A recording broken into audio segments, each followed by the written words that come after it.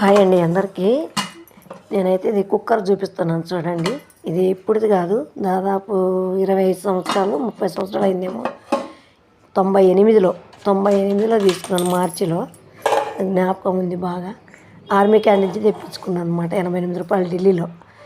ఇది పాలేమి పొంగిపోవండి, ఇది డబల్ ఉంటుంది కిందంతా.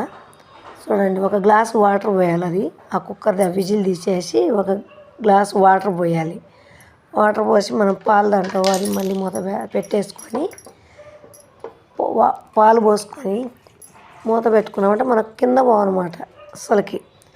చూడండి, ఎంతసేపు అయినా బాగా కాగుతాయి, విజిల్ వస్తుంటుంది అనమాట. కాకపోతే నాకు ఎంత ఇష్టంగా తీసుకున్నాను. చాలా రోజులు అయింది పక్కన పెట్టేసి.